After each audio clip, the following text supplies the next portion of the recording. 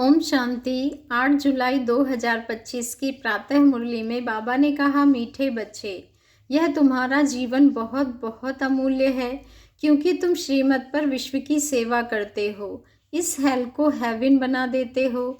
मीठे बच्चे, यह तुम्हारा जीवन बहुत बहुत अमूल्य है, क्योंकि तुम श्रीमत पर विश्व की सेवा करते हो, इस हेल को हेवन बना देते हो। प्रश्न है, खुशी गायब होने का कारण और उसका निवारण क्या है? उत्तर है, खुशी गायब होती है देह अभिमान में आने से। दिल में जब कोई शंका पैदा हो जाती है तो भी खुशी गुम हो जाती है। इसलिए बाबा राय देते हैं, जब भी कोई शंका उत्पन्न हो तो फौरन बाबा से पूछो। देही अभिमानी रहने का अभ्यास करो तो सदैव खुश रहेंगे। ओम शांति। ऊंचते ऊंच भगवान और फिर भगवान उवाच, बच्चों के आगे मैं तुमको ऊंचते ऊंच बनाता हूँ तो तुम बच्चों को कितनी खुशी होनी चाहिए। समझते भी हो बाबा हमको सारे विश्व का मालिक बनाते हैं। मनुष्य कहते परम पिता परमात्मा ऊंचते ऊंच है, बाप खुद कहते हैं मैं तो विश्व का मालिक बनता नहीं हूँ।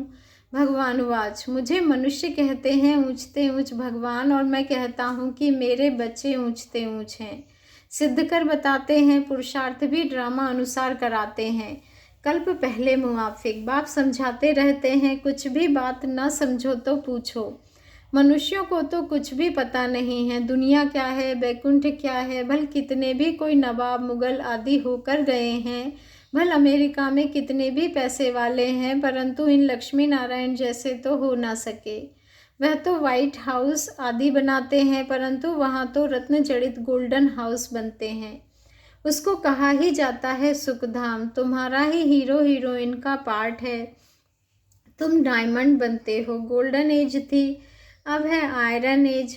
बाप कहते हैं तुम कितने भाग्यशाली हो, भगवान खुद बैठ समझाते हैं तो तुमको कितना खुश रहना चाहिए। तुम्हारी यह पढ़ाई है ही नई दुनिया के लिए। यह तुम्हारा जीवन बहुत अमूल्य है, क्योंकि तुम विश्व की सर्विस करते हो। बाप को बुलाते ही हैं कि आकर हेल को हेवन बनाओ। हेवनली गॉड फादर कहते हैं ना, बाप कहते हैं तुम हेवन में थे ना, अब हेल में हो फिर हेवन में होंगे। हेल शुरू होता है तो फिर हेवन की बातें भूल जाती हैं। यह तो फिर भी होगा, फिर भी तुमको गोल्डन एज से आयरन एज में जरूर आना है। बाबा बार बार बच्चों को कहते हैं, दिल में कोई भी शंका ना हो, जिससे खुशी नहीं रहती तो बताओ। बाप बैठ पढ़ाते हैं तो पढ़ना भी चाहिए ना। खुशी नहीं रहती है क्योंकि तुम देह अभिमान में आ जाते हो। खुशी तो होनी चाहिए ना, बाप तो सिर्फ ब्रह्मांड का मालिक है, तुम तो विश्व के भी मालिक बनते हो। भल बाप को क्रिएटर कहा जाता है, परंतु ऐसे नहीं कि प्रलय हो जाती है फिर नई दुनिया रचते हैं। नहीं, बाप कहते हैं मैं सिर्फ दुनिया को नहीं बनाता हूँ। बाप कहते हैं मैं सिर्फ पुरानी को नया बनाता हूँ, पुरानी दुनिया विनाश कराता हूँ, तुमको नई दुनिया का मालिक बनाता हूँ। मैं कुछ करता नहीं हूँ, यह भी ड्रामा में नूंद है। पतित दुनिया में ही मुझे बुलाते हैं, पारसनाथ बनाता हूँ तो बच्चे खुद पारसपुरी में आ जाते हैं। वहाँ तो मुझे कभी बुलाते ही नहीं हैं। कभी बुलाते हो कि बाबा पारसपुरी में आकर थोड़ी विजिट तो लो, बुलाते ही नहीं। गायन भी है, दुख में सिमरन सब करे, पति दुनिया में याद करते हैं, सुख में करे ना कोई। ना याद करते हैं ना बुलाते हैं, सिर्फ द्वापर में मंदिर बनाकर उसमें मुझे रख देते हैं। पत्थर का नहीं तो हीरे का लिंग बनाकर रख देते हैं पूजा करने के लिए। कितनी वंडरफुल बातें हैं। अच्छी तरह से कान खोलकर सुनना चाहिए, कान भी प्योर करना चाहिए। Purity first. कहते हैं शेरनी का दूध सोने के बर्तन में ही ठहर सकता है, उसमें भी पवित्रता होगी तो धारणा होगी। बाप कहते हैं काम महाशत्रु है, इन पर जीत पानी है। तुम्हारा यह अंतिम जन्म है, यह भी तुम जानते हो। वह बाबा कहते हैं यह वही महाभारत भी है। कल्प कल्प जैसे विनाश हुआ है, हूबहू अब भी होगा ड्रामा अनुसार। तुम बच्चों को फिर से स्वर्ग में फिर से अपने महल बनाने हैं, जैसे कल्प पहले बनाए थे। स्वर्ग को कहते ही हैं पैराडाइज, पुराणों से पैराडाइज अक्षर निकला है। कहते हैं मानसरोवर में परियां रहती थी, उसमें कोई टुक्का लगाए तो परी बन जाए। वास्तव में है ज्ञान मानसरोवर, उसमें तुम क्या से क्या बन जाते हो। शोभनिक को परी कहते हैं, ऐसे नहीं पंखों वाली कोई परी होती है। जैसे तुम ब्राह्मणों को महावीर कहा जाता है। उन्होंने फिर पांडवों के बहुत बड़े बड़े चित्र, गुफाएं आदि भेंट दिखाई है। भक्ति मार्ग में कितने पैसे बर्बाद करते हैं। बाप कहते हैं हमने तो बच्चों को कितना साहूकार बनाया। तुमने इतने सब महल, इतने सब पैसे कहाँ किए। भारत कितना साहूकार था। अभी भारत का क्या हाल है। जो 100% सॉल्वेंट था अब 100% इंसॉल्वेंट बन पड़ा है। अभी तुम बच्चों को कितनी तैयारी करनी चाहिए। बच्चों आदि को भी यही समझाना है कि शिव बाबा को याद करो तो तुम श्री कृष्ण जैसे बनोगे। तुम बच्चों को कितनी खुशी रहनी चाहिए, लेकिन अपार खुशी उन्हें ही रहेगी जो सदा दूसरों की खिदमत में रहते हैं, सेवा में रहते हैं। मुख्य धारणा चलन बहुत बहुत रॉयल हो, खान पान बहुत सुंदर हो। तुम बच्चों के पास जब कोई आते हैं तो उनकी हर प्रकार से खिदमत करनी चाहिए। स्थूल भी तो सूक्ष्म भी, जिस्मानी रूहानी दोनों करने से खुशी बहुत होगी। कोई भी आए तो उनको तुम सच्ची सत्यनारायण की कहानी सुनाओ। शास्त्रों में तो क्या क्या कहानियां लिख दी है। विष्णु की नाभि से ब्रह्मा निकला, फिर ब्रह्मा के हाथ में शस्त्र दे दिए हैं। अब विष्णु की नाभि से ब्रह्मा कैसे निकलते हैं, कितना राज है। और कोई इन बातों को कुछ समझ ना सके। नाभि से निकलने की तो बात ही नहीं है। ब्रह्मा सो विष्णु, विष्णु सो ब्रह्मा बनते हैं। ब्रह्मा को विष्णु बनने में सेकंड लगता है। सेकंड में जीवन मुक्ति कहा जाता है। बाप ने साक्षात्कार कराया, तुम विष्णु का रूप बनते हो। सेकंड में निश्चय हो गया, विनाश का साक्षात्कार भी हुआ। नहीं तो कलकत्ता में जैसे राजा ही ठाठ से रहते थे, कोई तकलीफ नहीं थी, बड़ा रॉयल्टी से रहते थे। अब बाप तुम्हें यह ज्ञान रत्नों का व्यापार सिखलाते हैं।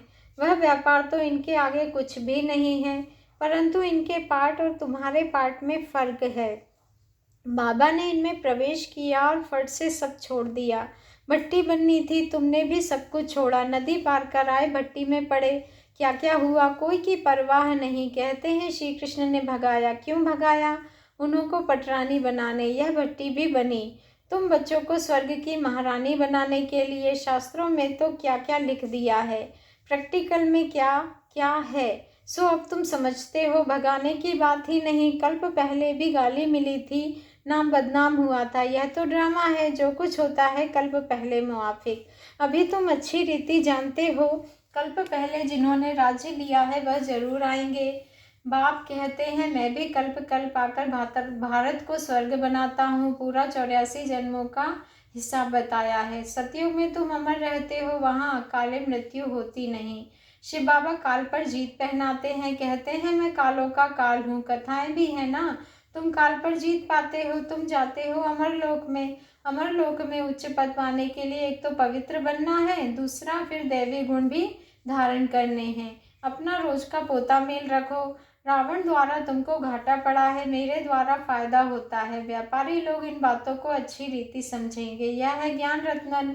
कोई बिरला व्यापारी इनसे व्यापार करे। तुम व्यापार करने आए हो, कोई तो अच्छी रीति व्यापार कर स्वर्ग का सौदा कर लेते हैं 21 जन्म के लिए।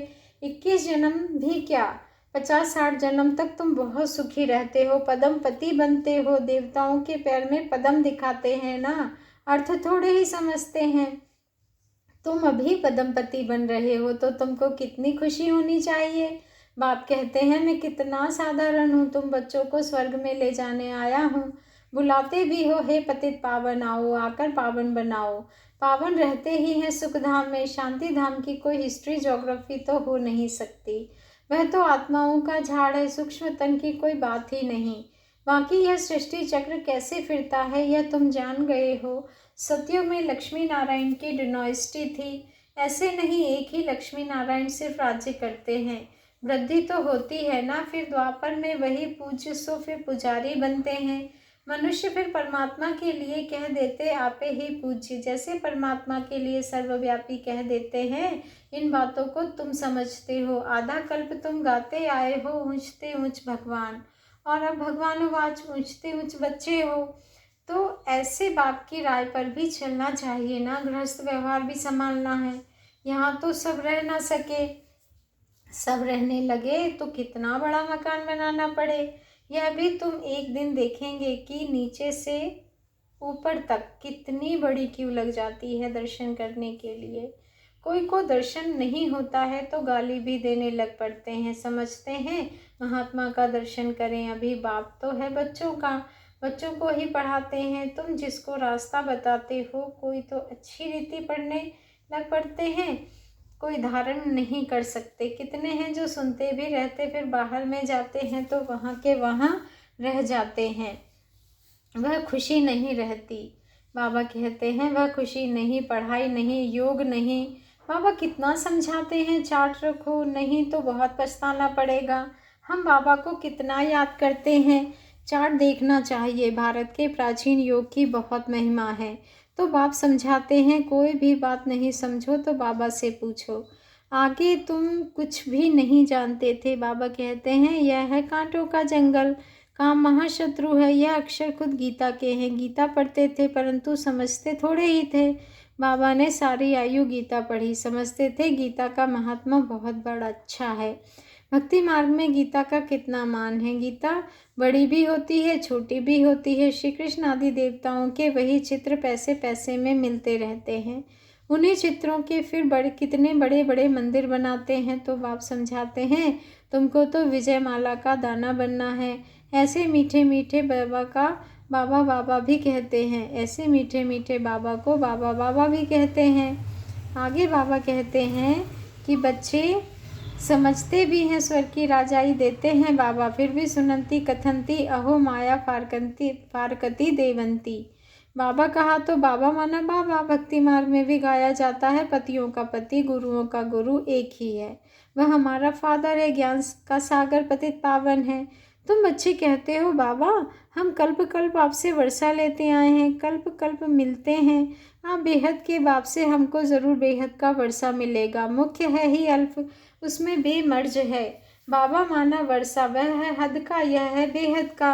हद के बाबा तो ढेर के ढेर है, बेहद का बाबा तो एक ही है। अच्छा मीठे मीठे 5000 वर्ष बाद फिर से आकर मिलने वाले बच्चों प्रति बाप दादा का याद प्यार और गुड मॉर्निंग।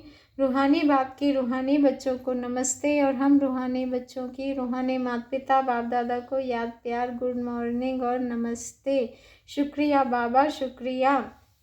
धारणा के लिए मुख्य सार है, फर्स्ट पॉइंट है स्थूल सूक्ष्म खिदमत कर अपार खुशी का अनुभव करना और कराना है। चलन और खान पान में बहुत रॉयल्टी रखनी है। सेकंड पॉइंट है अमर लोक में उच्च पद पाने के लिए पवित्र बनने के साथ साथ देवी गुण भी धारण करने हैं। अपना पोता मेल देखना है कि हम बाबा को कितना याद करते हैं। अविनाशी ज्ञान रत्नों की कमाई जमा कर रहे हैं। कान प्योर बने हैं जिसमें धारणा हो सके, आज का वरदान है। सेवा करते हुए याद के अनुभवों की रेस करने वाले सदा लवलीन आत्मा भाव। सेवा करते हुए याद के अनुभवों की रेस करने वाले सदा लवलीन आत्मा भाव। आज का स्वमान है मैं लवलीन आत्मा हूँ।